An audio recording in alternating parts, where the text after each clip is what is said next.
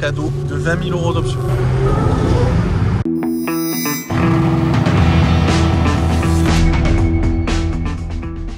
Hello everybody, this is Philippe, j'espère que tout le monde va super bien. Moi ça va super bien car aujourd'hui je vais conduire pour la première fois de ma vie une Audi RS6.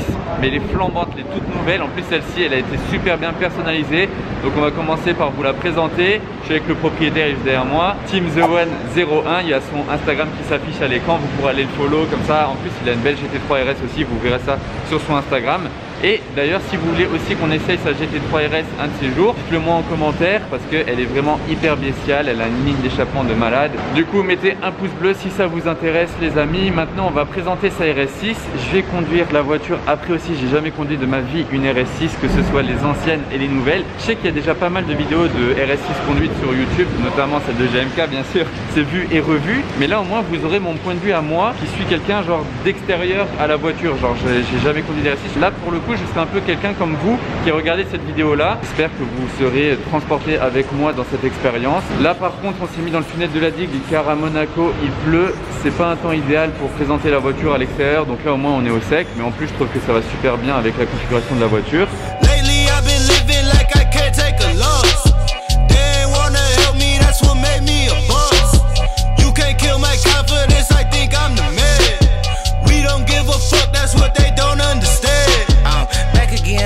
Season I broke records while loose leafing. I'm coming down my roof, leaving. Don't give a fuck, I don't care. Did the shit by my lonesome. No wonder now I'm on one. No shortcuts on that long run. All I really want is my share. Get him, I got him, I told him it's nothing. In the discussion, fuck all them feelings. I throw all my pain on percussion. Shit is disgusting. I hear them bragging about shit that they did, and it do not move me, not in the least. They ain't been dropping no seeds in the soil, but swear that you. Alors regardez un peu cette configuration. Elle est pas incroyable, ça passe la Smart, il n'y a pas de problème. Vous remarquerez directement qu'il a installé une lame carbone à l'avant et ça change carrément tout sa voiture. Elle n'a pas un kit complet, il a juste mis une lame à l'avant et regardez comme ça change la voiture. Déjà ça la rabaisse. Ensuite la plaque d'immatriculation, il a fait un super choix, c'est de la mettre tout en bas de la calandre et pas en plein milieu de la calandre. Comme ça lui fait une énorme bouche, genre vraiment elle est encore plus agressive comme ça. Petit détail rouge ici, le petit liseré qui fait encore plus ressortir la lame et en plus de ça qui rabaisse la voiture je trouve parce que ça accentue vraiment la taille du pare-choc avec la lame comme ça bien rabaissée et qui rappelle le petit rouge du RS6 qui est là dans la calandre. Le logo Audi il est full black mais ça c'était une option de chez Audi. Maintenant Audi vous permet de prendre une option des logos en noir. Niveau jantes c'est les jantes d'origine avec les disques énormes. Et niveau modification, sur la partie arrière, il a aussi mis un liseré rouge. Mais regardez comme elle est incroyable.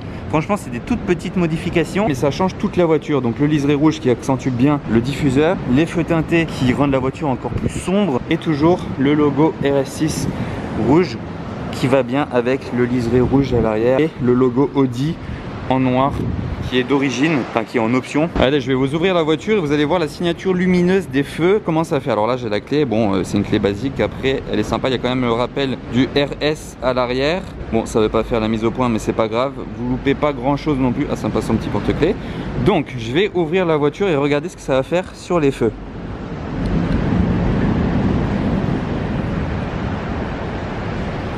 Voilà, donc vous avez vu la petite chorégraphie des feux, c'était très sympa. Et à l'avant, ça fait aussi quelque chose et c'est encore plus sympa à l'avant. Donc là, je vais refermer la voiture, on va voir ce que ça fait. Pour la refermer, bah, ça refait la même chose dans l'autre sens. Voilà, c'est vraiment stylé. C'est vraiment les voitures de 2020, le truc. C'est vraiment, enfin 2021 du coup, parce que là, on est en 2021. Mais il l'a eu en 2020. Et maintenant, pour la partie avant de la voiture, on va refaire la même démo. Juste appuyer sur ça et on va voir ce que ça va faire.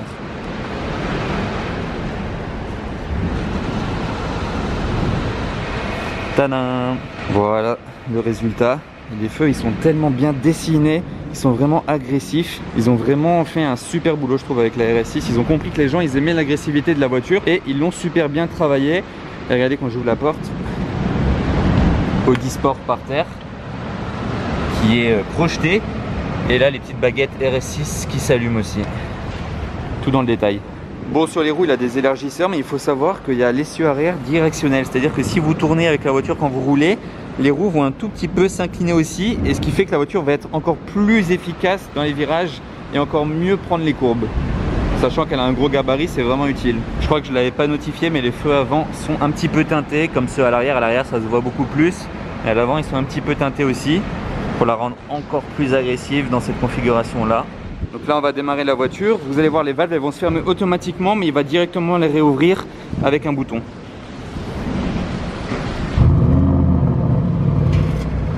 On va fermer.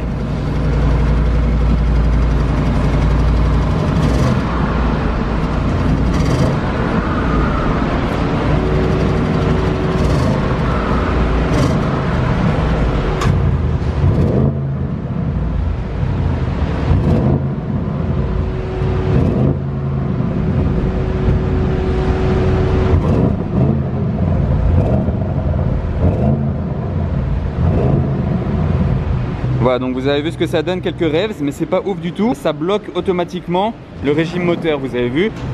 Donc ça c'est le problème sur les Audi, problème entre guillemets, ça bloque automatiquement. Voilà, maintenant qu'on vous a présenté la voiture en gros de l'extérieur, je pense qu'on va aller faire un tour directement, continuer à parler des notions techniques de la voiture et voir un petit peu le ressenti à la conduite. Donc on va aller faire un petit tour avec, allez. Ça y est, on est enfin à bord du vaisseau. On va vous faire voir à quoi ça ressemble. Après, je vais passer la caméra à mon ami Fabien. Il va nous filmer comme ça pendant que je conduis. On va vous expliquer un tout petit peu ce qui se passe à l'intérieur de la voiture et niveau moteur et prix. Et voilà, comme ça rendra un petit peu la balade dynamique. Regardez déjà la vue que ça fait en grand angle de mon point de vue. C'est vraiment tout digital. C'est tout des écrans de partout, que ce soit pour la clim, pour bon, niveau GPS, tout ça, contrôle de la voiture.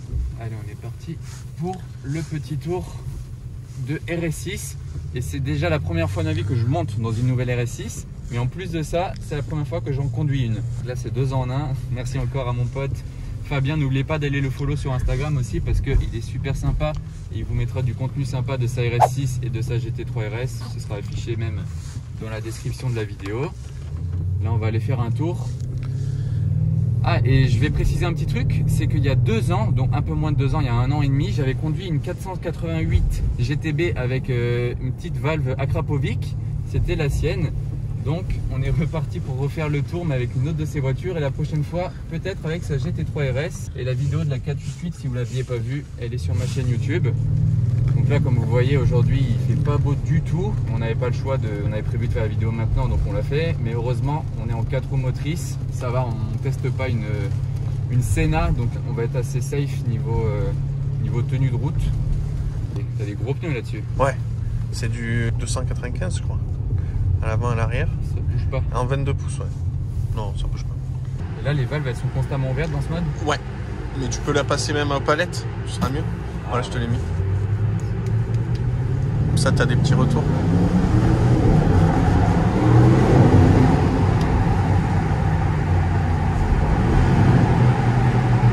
C'est feutré hein, d'origine. Ah oui, oui. Mais t'as prévu de mettre une ligne, c'est ça? Ouais, une ligne Miltech. Ouais. C'est Motortech à Montpellier qui nous l'avait. Motortech, ah oui, Montpellier, ouais. Ouais. Yorick, quand il verra la vidéo, il serait content. D'ailleurs, il avait mis aussi sur ton ancienne RS6. Ouais. C'est lui qui avait fait la prépa, ouais. C'était stage 2 mon ancien RS6. Ah ouais, d'ailleurs en parlant de ça, tu as prévu de mettre un stage sur celle-là aussi? Ouais, stage 1, ouais. Stage 1 et normalement on est à 600 chevaux, en gros entre 600 et 605 je crois. Comme la version perf en fait d'avant. Ouais. Mais comme il y a une petite hybridation électrique, eh ben, tu gagnes un peu. Et après, en stage 2, comme les turbos sont plus gros grâce à l'hybridation électrique, en fait, ils ont mis des turbos d'origine plus gros que ce qu'il y avait sur l'ancien moteur de la RS6. Ce qui fait que quand tu fais un stage 1, normalement, s'il est bien mené, tu sors entre 720 et 750 chevaux. Ah ouais. Juste en stage 1. Ah oui, toi tu feras stage 1. Ouais, ça suffit franchement. Ouais. Pour tous les jours, ça suffit largement. Hein. Largement, puis bon, les stages 2, je te cache pas que ça a des contraintes. Hein. Ah ouais. On va voir ce que ça donne un peu. Tiens bien.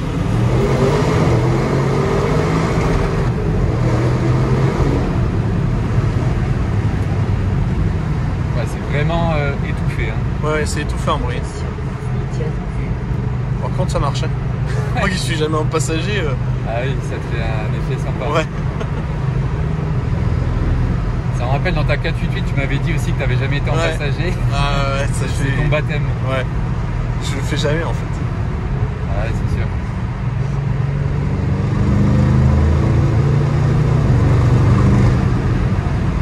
Oh, quand tu relâches le gaz, ça te fait un coup violent.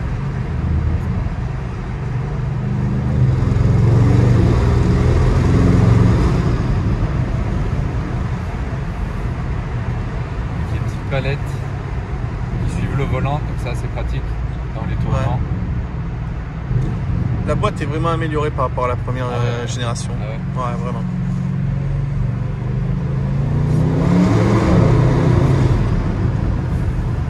Profiter un peu du sol sec quand même, parce que là, nous voilà dehors. Mais on va quand même pouvoir aussi parler de la voiture un peu plus. Normalement, de base, on est à combien sur une RS6 comme ça, les dernières, en termes de prix? En termes de prix, alors je crois que, bon après tu as l'histoire de l'entrée, le prix de gamme, mais bon, tout le monde met des options. Mais comme je t'expliquais, en France, on a la chance d'avoir eu, enfin la chance et la malchance, comme on a des malus importants. Ouais, ça je pense que c'est bien à expliquer l'anecdote, parce que ça je pense que pas beaucoup de monde le sait. Voilà, il faut savoir que Audi, quand les nouveaux malus à 20 000 € là, par an, puis bientôt 40 000 sont sortis sur ces voitures, ils se sont dit bon, qu'ils n'en vendraient plus. Donc ce qu'ils ont fait, c'est que par rapport aux pays étrangers, ils l'ont d'emblée équipé de pas mal d'options, alors qu'à l'étranger, ben, tu les payes ces options. Mais là, tu les as de série. Donc par exemple, tu as les feux à LED, tu as la ligne d'échappement sport, les toits ouvrants. Le pack, tu vois, le pack, là on le voit là. D'ailleurs, on n'a pas beaucoup montré tout ça. Mais le pack Alcantara, là, que tu vois partout, ici, et le carbone. Ça c'est d'origine en France. Là c'est carbone mat. Voilà. Et donc du coup, en gros ils te font cadeau en France, hein, je dis bien en France, de 20 000 € d'options. En gros. Ouais. Comme ça compense. Comme ça compense un petit peu le malus. Voilà. Donc du coup quand tu achètes une version française, bah, tu sais que tu vas avoir les feux au LED, tu vas avoir le laser, c'est les feux laser. Ah oui, oui. Tu vas avoir l'échappement sport, tu vas avoir plein de choses, et les jantes aussi en 22 pouces qui sont une option dans les autres pays, mais tout le monde la prend, hein, l'option, on est bien d'accord. Hein. Mais en France, c'est pas une option, c'est une série. Donc bon, ça c'est le petit avantage quand tu l'achètes en France. C'est bon à savoir, je pense, hein, quand même. Ouais. Bah alors du coup sur ce modèle-là, si tu veux, je crois qu'il était configuré comme il est là, avec le cuir à l'intérieur, avec. Alors moi j'ai pas pris les aides à la conduite parce que je trouve que c'est très moche sur la calandre, les petits carrés, et en plus je m'en sers pas et je déteste ça, donc j'ai fait l'économie, on va dire, de ça. C'est quand même une économie à 3 ou 4 000 balles, hein, donc c'est pas mal. J'ai pas pris les freins céramiques parce que je ferai jamais du circuit avec, c'est une voiture de tous les jours, et les freins acier me suffisent, donc c'était quand même une option à 12 000 €. Donc celle-là configurée, je crois qu'elle est à 162 000. Ok, ouais. Voilà. Bon, après il faut rajouter les 28 000 € de taxes en France, hein, avant le 1er janvier, donc à partir du 1er janvier ça a encore augmenté.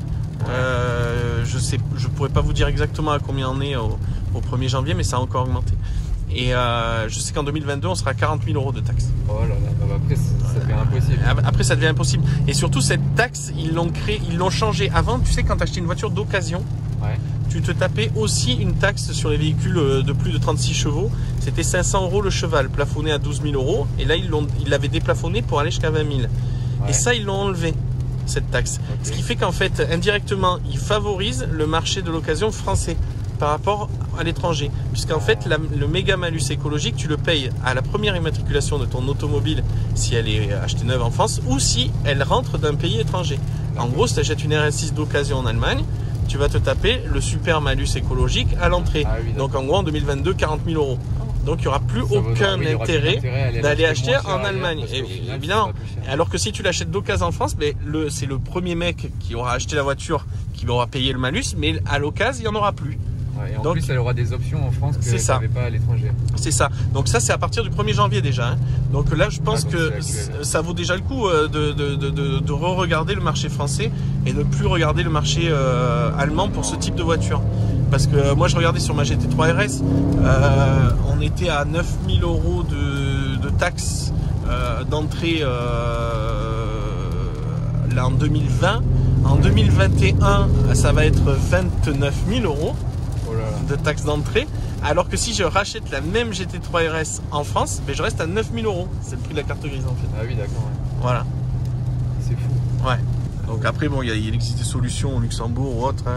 Bon, on va pas les détailler là. Après, mais chacun son voilà.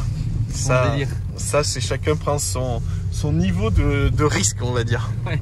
Ah d'ailleurs, quand je tourne, ça incline un petit peu les roues à l'arrière. Il n'y a pas besoin de forcer. Non, l'ancienne RS6, c'était bien, hein, attention. Hein. Mais c'était quand même assez pâteau dans le rapide, dans les petits virages et tout. Tu sentais le poids, quoi. 2 tonnes, c'est lourd. Hein.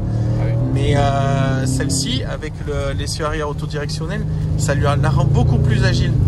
Et le fait qu'elle ait l'hybridation électrique, alors on s'en rend pas compte, mais c'est ce qui a permis de grossir les turbos. Donc tu as plus de souffle en haut. et tu perds pas en couple en bas grâce à ça. On a même de la sorte de neige grêle. Ça y est, on va se faire la spéciale de Monte-Carlo. On va faire le rallye de Monte-Carlo, c'est ça. J'espère que tu as des pneus neige. Non. Mais bon, tu as le meilleur quattro du marché. Ah oui, je pense que ça le fera. Et du coup, pour le moteur, c'est la même base que sur le Urus, c'est ça? Voilà, en fait, c'est plutôt l'Urus qui a la même base que la RS6, on va dire. Parce qu'en fait, c'est toujours le V8 biturbo de chez Audi, là, qui avait sur l'ancienne RS6. C'est le 4 litres TFSI, qui a été mis à plusieurs sauces, dont sur le Urus, où il a sa meilleure performance avec 650 chevaux. Mais c'est exactement le même. C'est pour ça qu'un Urus, ça fait un bruit de RS6. Ouais, c'est vrai. Et pas l'inverse. Oui. Pour mettre les choses à leur place. Voilà. Donc là, on est arrivé en haut de notre route. On fait une petite pause pour vous montrer quelques petits modes et ensuite on refait la descente et je vous reparlerai un petit peu de comment je ressens ma conduite au volant de cette RS6. Donc, qu'est-ce que tu peux nous montrer? Là, par exemple, on est sur le CarPlay qui est d'origine et qui en plus est sans fil. C'est-à-dire tu rentres avec ton téléphone, automatiquement ça se fait. Ça, c'est cool. Ok. Voilà. Alors, tu vas pouvoir aller sur l'écran de contrôle RS, vérifier la chaleur de ton moteur, tes freins. Ça, c'est surtout si tu fais un peu de piste. Alors, tu vois que tu n'as pas trop allumé. Hein, parce que c'est vrai. Tu regardes les freins froids, le différentiel est froid. Donc, le moteur est normal. Et donc, après, tu peux avoir, en fonction de ton accélération, les différents G qui sont pris sur chaque essieu. Donc, ça te montre comment et puis là, bien sûr, la température des pneus avec leur pression. La petite nouveauté aussi, c'est quand tu viens sur le Drive Select. Donc, comme d'habitude, tu as les 4 modes. Là, vous voyez, elle est passée en mode auto, elle a fermé les valves. Tu as Efficiency, c'est là que quand tu es en mode le plus efficace, on va dire, en termes de consommation et tout, quand tu freines sur l'autoroute ou alors quand tu lâches l'accélérateur sur l'autoroute en descente ou autre, tu vas avoir l'électrique qui prend la main totalement, le moteur se coupe. Ah oui, d'accord, elle va continuer sur sa lancée en électrique. Sur l'électrique jusqu'à ce qu'elle ait besoin du moteur. C'est ouf ça. Ça, c'est assez ouf. Donc, en venant de Montpellier, j'ai fait du 12 litres au 100. Qui est vraiment pas mal. En mode confort, comme son nom l'indique, c'est confortable. Donc tu as les suspensions qui vont être souples, le volant qui est beaucoup plus souple, la boîte de vitesse qui est plus souple et le moteur qui est plus souple. En mode auto, elle est censée analyser ta conduite et faire ce que tu fais. Bon, en pratique, ça ressemble au mode confort.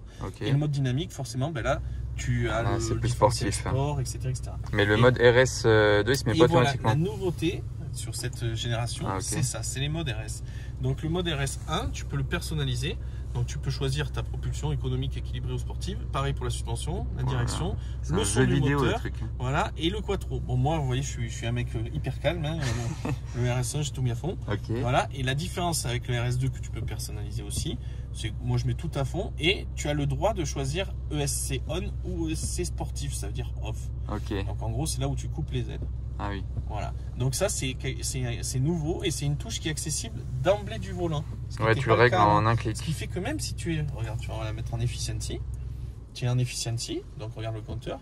Et là, tu appuies sur RS et pouf, elle passe quand même directement sans passer par oui, t'as pas besoin de faire de manipulation. Et tout ça, elle passe en RS1. Et si tu rappuies, tu passes en RS2 où là, elle te dit qu'elle coupe. Et elle te dit attention, je vais mourir, voilà. Et elle on va éviter ce mode aujourd'hui. Elle t'envoie en enfer. Et hop, là voilà. Après, tu peux garder l'interface RS même sur le mode Efficiency, c'est un choix. Moi, je l'ai mis comme ça parce qu'en ville, c'est plus sympa. Et puis, c'est sympa d'avoir un changement. Oui, sinon, c'est moins cool. Hop, là, on reprend la descente.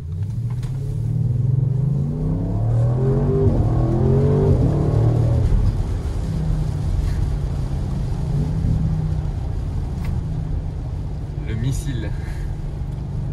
Voiture du papa énervé. Ouais, c'est ça. C'est ça qui est pratique en fait. Vous avez les performances d'une supercar. Dans une voiture, vous pouvez être père de famille avec 2 enfants à l'arrière, les bagages, mettre les skis sur le toit même et partir à la montagne avec la puissance d'une supercar. C'est vraiment c'est le principe des RS après chez Audi. Mais c'est un concept abouti. Ouais, franchement, et ça plaît de plus en plus, j'ai l'impression. C'est vraiment à la mode. Et niveau conduite, après, lui, comme Fabien le dit, il l'utilise en daily. Donc c'est une voiture que vous pouvez conduire tous les jours. Regardez, là encore, je suis en mode un peu sportif. On pourrait se mettre en confort, ce serait encore plus simple à conduire. Et moi qui conduis pour la première fois une RS6, je vis enfin ce qu'on voit sans arrêt sur Instagram, sur YouTube. Ça fait plaisir et j'espère que vous vivez ça avec nous. Il faut savoir un petit détail, c'est que la prochaine fois qu'on refilmera cette voiture-là, elle aura certainement le stage 1 et l'échappement Miltech.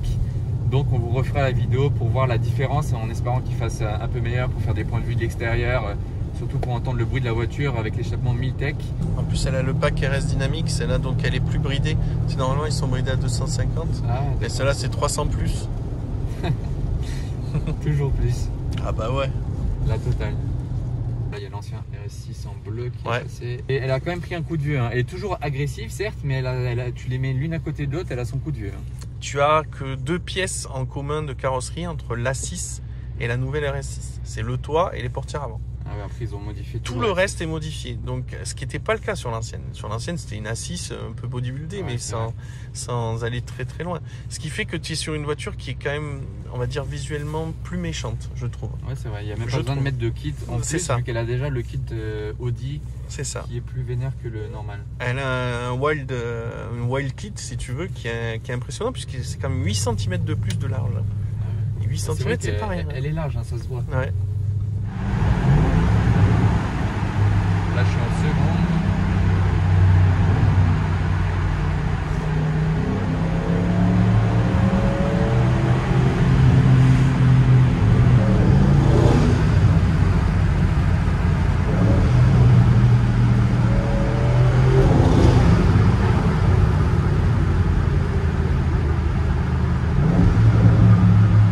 J'ai hâte en tout cas de l'entendre avec le Miltech. Ouais, ça va être sympa, je pense. Regardez la MG GT-R Pro qui nous passe devant.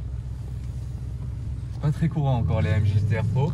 Et là on est de nouveau dans Monaco. On va se faire le passage place du Casino pour se faire un petit kiff. Et on conclura la vidéo quand on aura vu ce qu'il y a place du Casino malgré la pluie. Donc là on arrive place du Casino. On va voir ce qu'il y a à l'hôtel de Paris aussi. On est le week-end. Il peut toujours y avoir des belles voitures malgré qu'il pleuve. Donc là-bas il y a une belle petite Porsche. Ouais, c'est la galère avec le vent là, la pluie. On est mieux au chaud, au sec dans la voiture. Alors ils ont une Aston Vanquish volante devant le Casino. Porsche, Tesla. Un Raptor. Un Raptor, ouais, normal.